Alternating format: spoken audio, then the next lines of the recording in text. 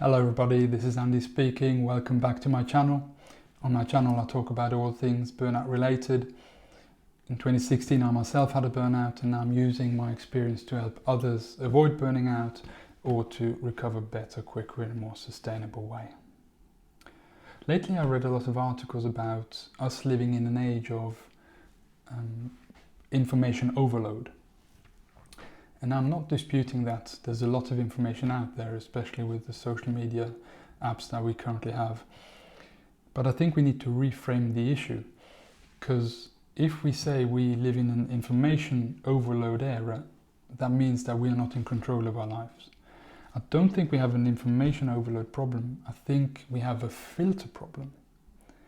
Filtering out what goes into our heads and the amounts is up to us, because after all, we are the ones who pick up our phones and check Facebook on a regular basis.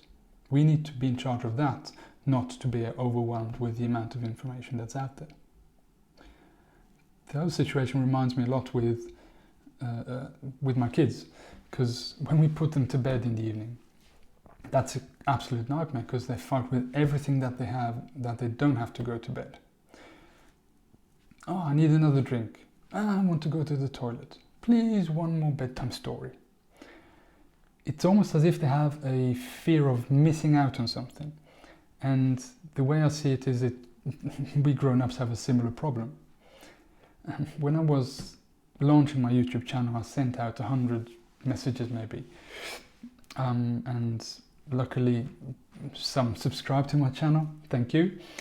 But some came back to me and said, Andy, I think what you're doing is great, but this is not a topic that is very interesting to me.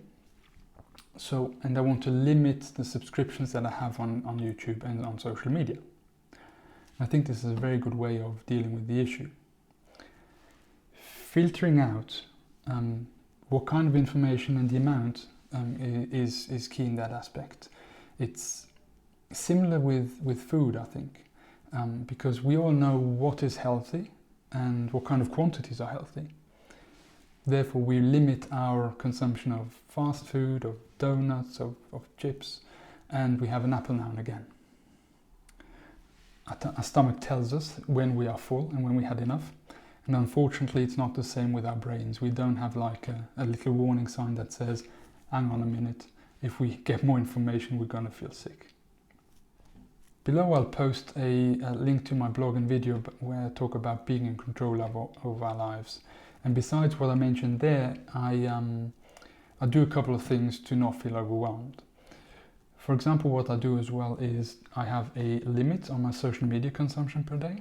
There's a functionality on the iPhone where you can set a limit per day. I have that set to 1 hour.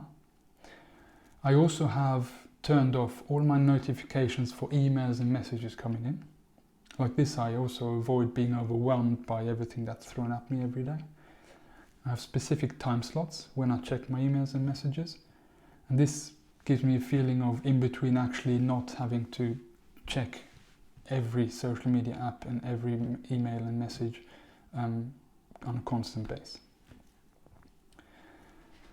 Filtering out the amount and what kind of information goes into our brains is absolutely key for a couple of reasons.